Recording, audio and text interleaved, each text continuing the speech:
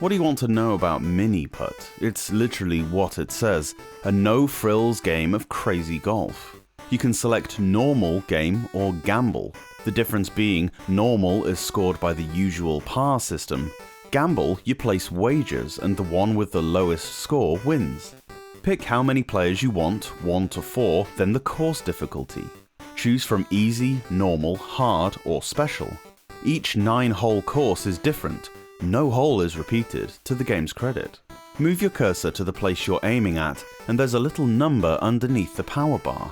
This is the distance from the ball that you've put the cursor. If you can match the power bar to something close to that, your shot will reach pretty close to where you're aiming. This is useful for the shots closer to the hole, where you don't want to put too much power on it. The harder part is the left and right swing.